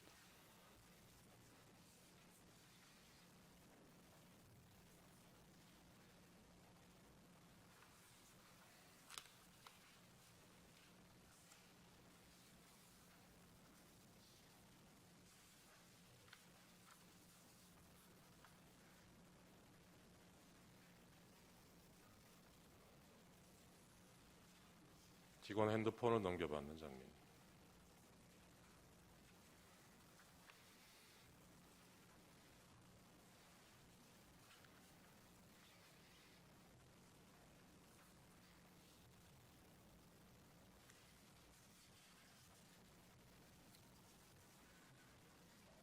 다음 24호증의 13입니다. 선관위 선거정보센터 CCTV 영상인데요.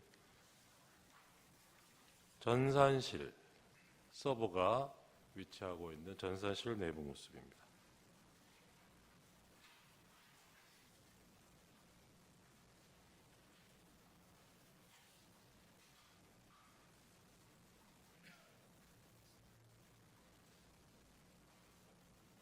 방첩사 군인들로 보이는데요. 서버 사진을 찍고 있는 장면입니다.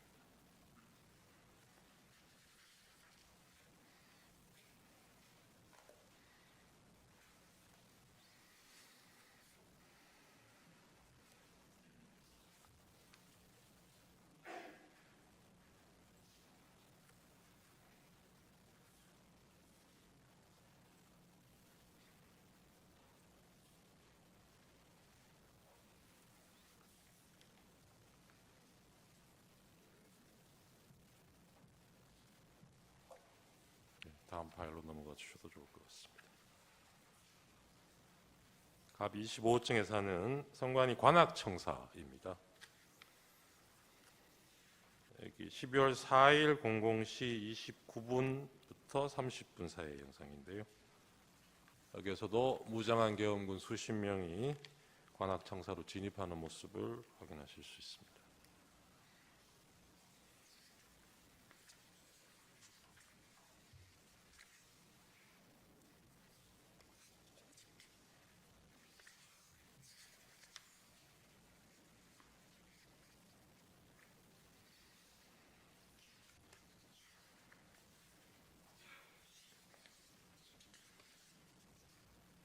네, 여기는 역시 같은 관악청사 뒤편 공간인데요. 화단이 있는 이 공간에도 군인들이 배치가 돼서 건물을 통제하고 있는 모습을 확인하실 수 있습니다.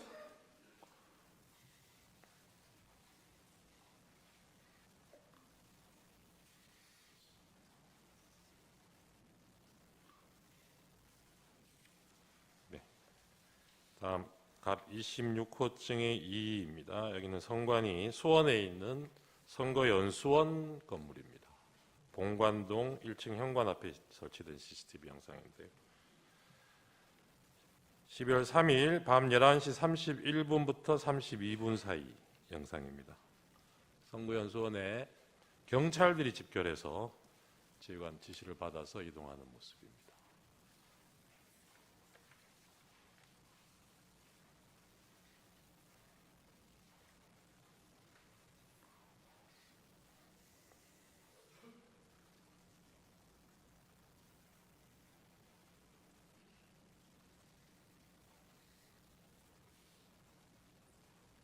네, 다음 영상 넘어가 주셔도 좋을 것 같습니다. 26호증의 23 같은 수원 선거연수원 정문 CCTV 영상입니다. 여기는 12월 3일 11시 36분 25초에서 45초 사이의 영상인데요. 이 주차장 입구에 경찰차와 경찰이 집결해서 다른 차량이 진입할 수 없도록 바리케이드를 설치하고 입구를 통제하는 모습을 확인하실 수 있습니다.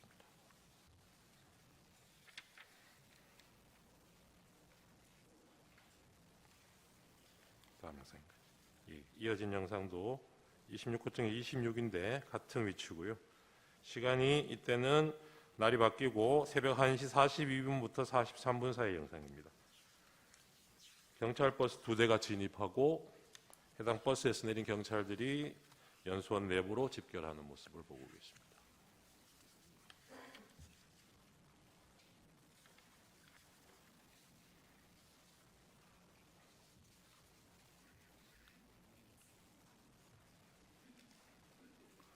다음 넘어가셔도 좋을 것 같습니다. 26호증의 37입니다. 선거연수원 CCTV 정문 영상인데요. 날이 밝아오는 11월 4일 07시 12분 13분 사이 영상입니다. 경찰버스 한 대가 선관위 선거연수원을 빠져나가고 있는데 그 이후에도 경찰차 한 대가 정문에서 대기 중인 모습을 보실 수 있습니다. 이상 영상 증거 설명을 마치겠습니다.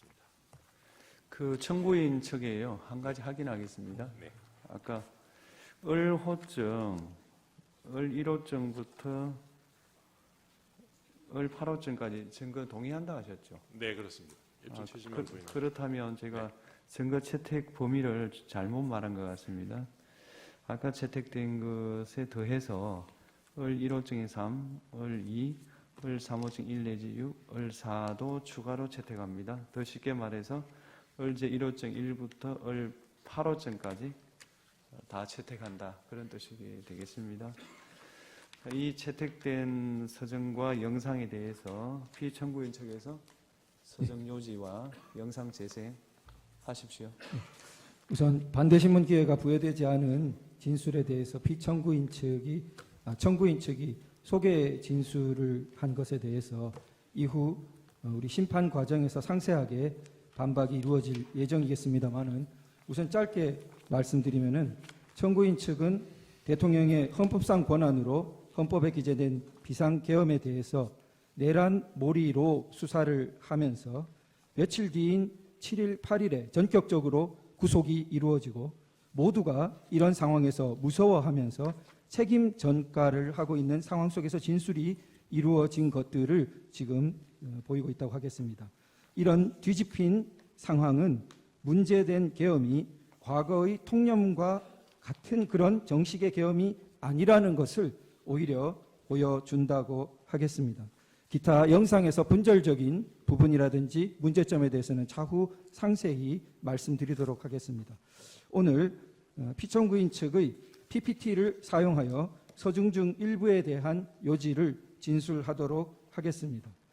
을 제1호증의 1은 2024년 10월 국정원이 발표한 선관위 투개표 시스템 보안점검 결과에 관한 것입니다.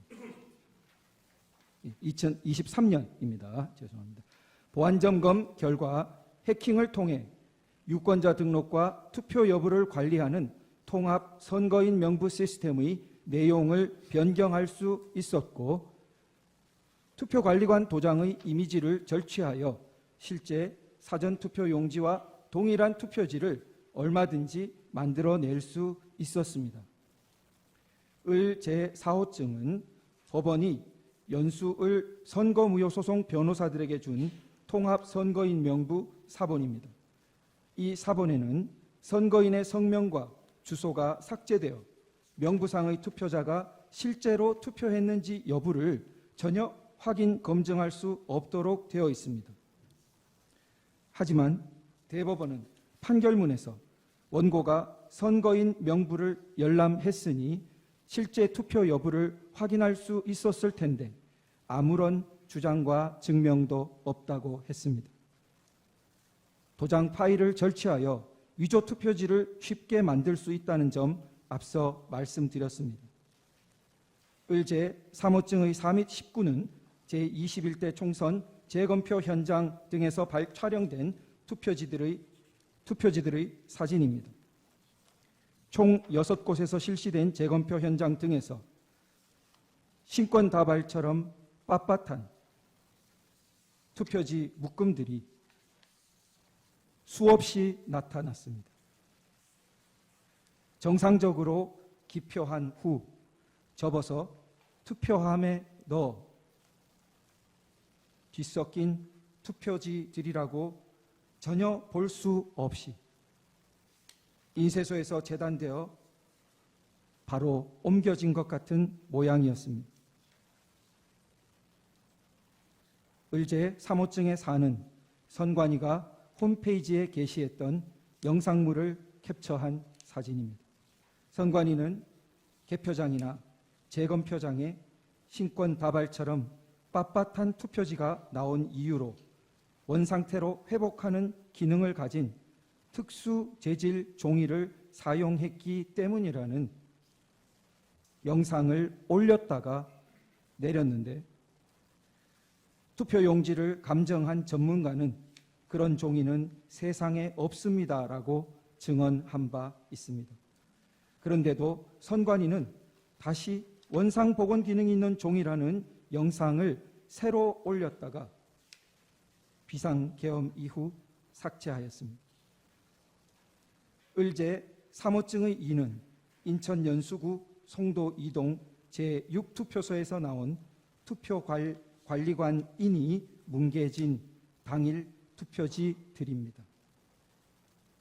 위 투표소에서 나온 1974표의 당일 투표지 중 1000장이 넘는 투표지가 이런 상태였고, 그중 294표는 한 글자도 식별이 안 되어 무효표로 처리되었습니다.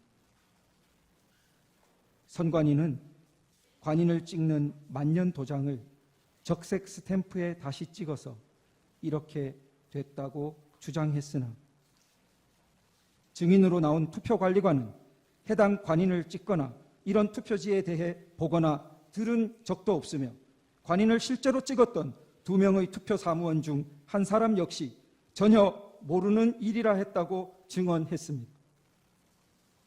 하지만 대법원은 진술서 한 장 반박 증거로 제출하지 않은 선관위의 해명을 그대로 인용했습니다. 을제 3호증의 11은 제21대 총선 영등포을 선거무효 소송의 원고 박용찬이 2020년 5월 투표지 보관 당시 찍었던 투표지 보관실 문고리 봉인 상태와 2021년 8월 재검표를 위한 검증 기일에 다시 찍은 문고리 사진을 비교한 것입니다. 봉인 테이프가 마무리된 각도, 판사의 도장 위치, 뒤쪽 봉인 테이프의 모습 등이 너무나 달라서 한눈에도 누군가 봉인을 뜯고 새로 붙였다는 것을 알 수 있었습니다. 원고 박용찬을 대리한 단체가 고발했지만 수사기관의 최종 결정은 범행을 저지른 성명불상자를 찾을 때까지 수사를 중지한다는 것이었습니다.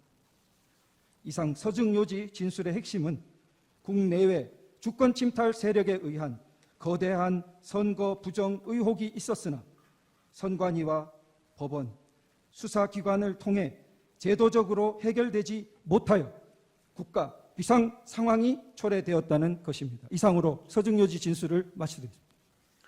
예, 이상의 증거 조사 결과에 대해서 쌍방의 의견이 있습니까?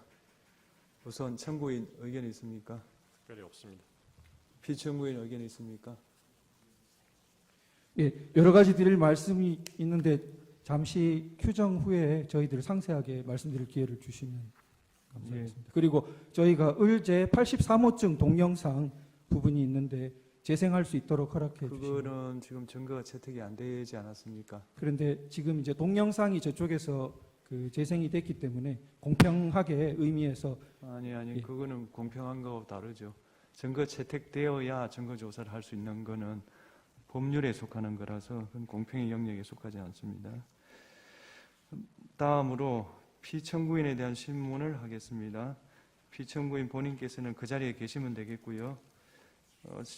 질문사항은 2개밖에 없습니다. 피청구인에게 진술 거부권을 고지해 드립니다. 질문 전체에 대해서 또는 개개의 질문에 대해서 진술을 거부할 수 있습니다. 신문이 예정돼 있지 않았던 상황으로 알고 있는데요. 제가 지난밤에 그 오늘 발언 기회를 줄 수 있느냐 협의할 때 분명히 말씀드렸습니다. 재판장께서 하시면 제가 2가지만 아는 대로 묻겠습니다. 말씀을 드리겠습니다. 네네. 네. 첫 번째 질문은 국가 비상 입법기구 관련 예산을 편성하라는 쪽지를 기획재정부 장관에게 준 적이 있으십니까? 저는 이걸 준 적도 없고, 그리고 나중에 이런 계엄을 해제한 후에 한참 있다가 언론에 뭐 이런 메모가 나왔다는 것을 기사에서 봤습니다. 근데 그 기사 내용도 조금 부정확하고, 그러면은 이거를 만들 수 있는 사람은 국방장관밖에 없는데, 국방장관이 그때 이제 부속이 돼 있어서 구체적으로 확인을 못했습니다. 그런데 그 내용을 보면 좀 그 내용 자체가 좀 서로 좀 모순되는 것 같기도 하고, 그런데 하여튼 뭐 그 부분에 대해서는 그렇습니다. 뭐 자세하게 또 물어보시면은 제가 아는 대로 답변을 드리겠습니다. 예. 2번째 질문, 마지막 질문 드리겠습니다. 본인께서는 이진우 수방사령관, 네. 곽종건 특전사령관에게 계엄 선포 후 계엄 해제 결의를 위해 국회에 모인 국회의원들을 끌어내라고 지시한 적이 있으십니까? 없습니다. 네. 예, 그러면 마치겠습니다. 오늘 변론은 이것으로 마치고 양측 대리인께서 추가로 하시고 싶은 말씀이 있으십니까? 우선 청구인 대리인 있으십니까? 네.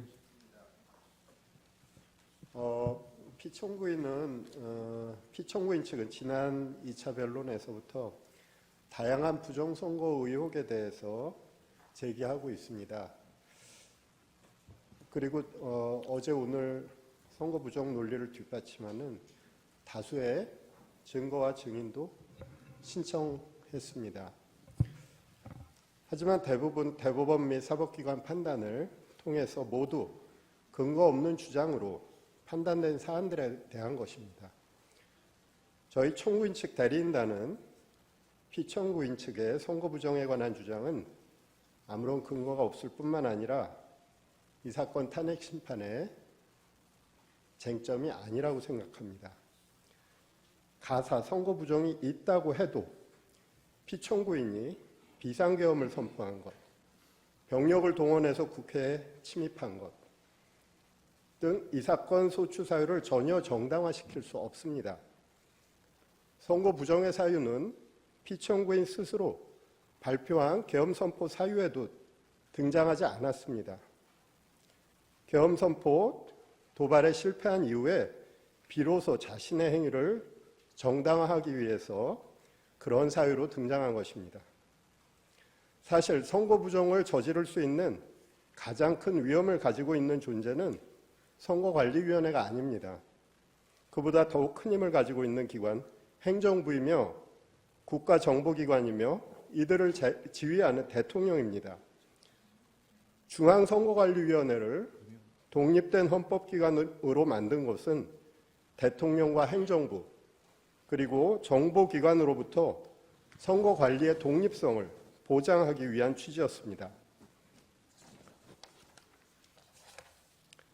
지금의 상황은 오히려 선거 부정의 위험이 더욱 더 큰 기관이 선거 부정을 막고 방어하는 기관에게 선거 부정을 저질렀다고 비난하는 형국입니다. 이 사건 탄핵 심판은 수많은 국민들이 듣고 바라보고 있습니다. 그래서 피청구인 측의 기이한 부정선거 주장을 그대로 방치하기는 어렵습니다. 국민들에게 미치는 해로운 영향 때문입니다. 선거 공정성은 우리 민주주의의 생명이며 핵심입니다. 그것을 함부로 쓰레기통 속에 구겨 넣는 주장을 방치한다면 우리 민주주의도 어느 순간 같은 운명에 처할 수밖에 없습니다. 우리 대한민국의 민주주의 헌정 질서를 보호할 필요가 있는 것입니다. 사람이 가득 찬 극장 안에서 불이야라고 소리치면 수많은 사람을 해칠 수 있습니다. 현재 대한민국의 국가적 혼란 속에서 선거 부정의 음모론은 우리 공동체 자체를 파괴할 수 있습니다. 최근 서울 서부지방법원에서 발생한 폭도들의 만행은 이와 유사한 무책임한 주장들이 초래한 결과라고 할 것입니다. 존경하는 재판장님, 재판관님, 선거 부정론은 사법부와 검찰의 판단까지도 믿지 못하며 객관성이 없는 무리한 의혹을 제기하는 집단의 일방적 주장입니다. 이 사건 탄핵 심판의 쟁점이 아닐 뿐만 아니라 탄핵 심판 이후 오랫동안 대한민국 민주주의를 해칠 수 있는 무책임한 주장입니다. 더 이상 선거 부정의 의혹 제기 그리고 그와 관련한 증거 신청은 적절하게 제한해 주실 것을 요청드립니다. 이상입니다. 예, 피청구인 하시고 싶은 말씀. 재판장님, 저희 청구인 증인 네. 다음 기일부터 이제 관련자들 증인 신문이 이루어질 텐데 김영현 증인은 뭐 변론으로 하더라도 나머지 증인들의 경우에는 피청구인이 군통수권자 지위에 있으면서 선언했던 이 계엄 선포 당시에 피청구인으로부터 여러 국회, 특히 국회 계엄 해제 요구 의결을 방해하기 위해서, 저지하기 위해서 구체적인 지시를 받았던 사람들이 여러 사람 있습니다. 이런 사람들이 증인을 하게 될 텐데 피청구인이 앞으로도 이제 심판정에 출석을 하게 되면 그 면전 상태에서는 사실대로 진술하기가 좀 어렵지 않을까 걱정이 됩니다. 그런 점을 고려하셔서 피청구인을 퇴정한 상태에서 신문이 이루어지게 해주시거나 그것이 어렵다면 적어도 피청구인과 증인이 직접 눈을 마주치지 않을 수 있도록 가림막 같은 걸 설치한 상태에서 증인 신문이 이루어질 수 있도록 해주시기 바랍니다. 예, 재판부 평의를 거치겠습니다. 피청구인 측 하시고 싶은 말씀 있으십니까? 탄핵 이 재판이라는 게 형사 소송 절차 준해서 하는 것이고 또 제가 지금 직무 정지된 상태이기 때문에 어떤 영향력도 행사할 수 없습니다. 그리고 이 사건 내용을 제일 잘 아는 사람은 바로 피청구인인 대통령 저 자신입니다. 그래서 그런 주장은 좀 이해가 좀 안 되고요. 아까도 이런 부정선거 의혹이 음모론이라고 하시고 계엄을 정당화하기 위한 거라고 사후에 만든 논리라고 하셨는데 이미 계엄을 선포하기 전에 이런 여러 가지 어떤 선거의 공정성에 대한 신뢰에 좀 의문이 드는 것들이 많이 있었고 또 2023년 10월 국정원의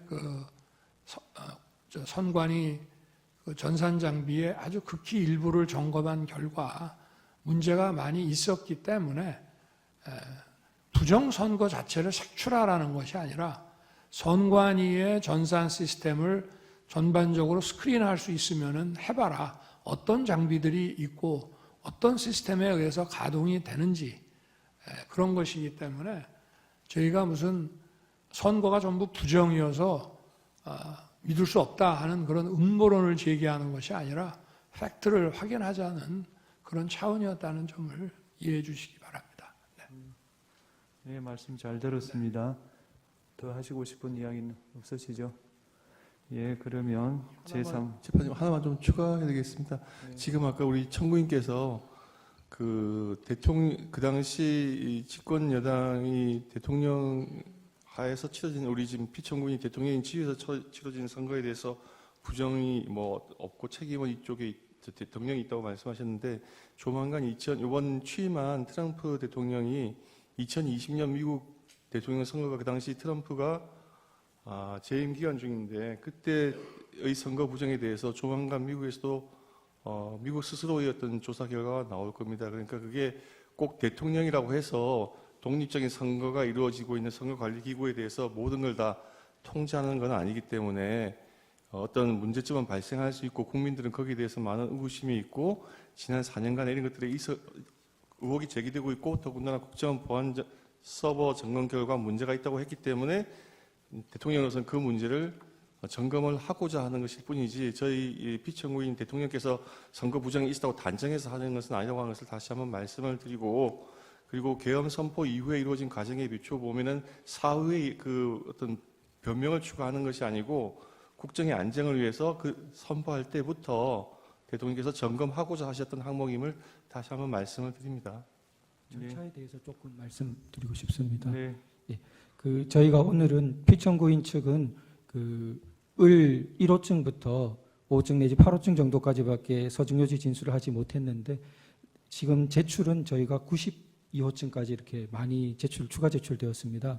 그 부분 그 증거 조사에 대해서 일정을 언제 할 수 있는지 조금 내일 체부에 대해서 저 증거 인부에 대해서 의견서를 내시면 모레 평일을 할 수가 없어서 지금 제 생각으로는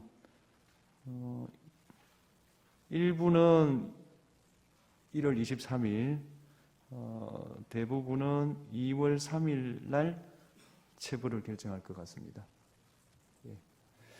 체부입니까? 아니면 조사입니까? 왜 체부 그러니까 채택이 되면 바로 그날 조사하니까요. 예. 같은 날이라고 보시면 되겠습니다. 이상으로 예. 청구인 측에서 보여준 그 영상에 대해서 예. 제가 그냥 짧게 한 말씀만 이해를 돕는 차원에서 하십시오. 잘 봤습니다. 그런데 아까 그 군인들이 본청사에 진입을 했는데 저 직원들이 좀 저항을 하니까 스스로 이렇게 나오지 않습니까? 얼마든지 더 들어갈 수 있는데도 저게 이 점을 좀 국회의 의결을 방해했다는 얘기를 자꾸 소추인 측에서 또 지금 민주당에서 하고 있는데 저는 그런 말씀을 하나 드리고 싶습니다. 가사 그러면 12월 3일, 4일 그 밤에 그 내려진 의결을 군을 투입해서 방해했다고 한다면은 그럼 그걸로 이제 더 이상 계엄 해제 요구를 못하고 계엄이 쭉 그냥 가는 것이냐? 저는 그렇지 않다고 봅니다. 대한민국에서 국회와 언론은 대통령보다 훨씬 강한 초갑입니다. 만약에 제가 무리를 해서 계엄 해제 요구 의결을 못하게 한다 해서 국회 아니라 다른 장소에서도 할 수 있고 그 이후에 얼마든지 계엄 해제 요구를 할 수가 있습니다. 그러고 그거를 만약에 막았다고 한다면 그거는 정말 뒷감당을 할 수 없는 일이라고 저는 생각합니다. 그래서 계엄 해제 요구를 막았다, 여러 가지 이런 증언들을 막 이렇게 모아가지고 그렇게 얘기를 하시는데 계엄 해제 요구 결의가 사실은 저도 그 방송을 보고 있었습니다마는 의원들 사이에서도 국회의장과의 관계에서 아니 빨리 합시다. 그리고 또 우원식 의장은 아니 그래도 절차는 밟아야 되는 거 아닙니까? 이렇게 하면서 좀 국회법에 딱 저기 맞지 않는 그런 아주 그 신속한 그런 결의를 했거든요. 그렇지만 저는 그거를 보고 바로 군을 철수시켰습니다. 그래서 국회 마당에 있던 사람들이 나갔고요. 그리고 아까 뭐 국회의장 공관 옆에 군인들이 지나가면서 마치 뭐 국회의장을 새벽 2시에 뭐 체포할 것처럼 그게 아마 제가 볼 때는 퇴각하는 과정에서 일어난 일이 아닌가 싶고요. 제가 드리고 싶은 말씀은 그거를 그 당시에 막거나 연기한다고 해서 그게 막아지는 일이 아니라는 점을 말씀을 드리고 싶습니다. 네, 말씀 잘 들었습니다. 이상으로 제3차 변론기일을 마치겠습니다. 다음 기일은 1월 23일 목요일 오후 2시고 그날은 2시 반에 정인 김용현에 대한 정인신문을 하도록 하겠습니다. 이상입니다.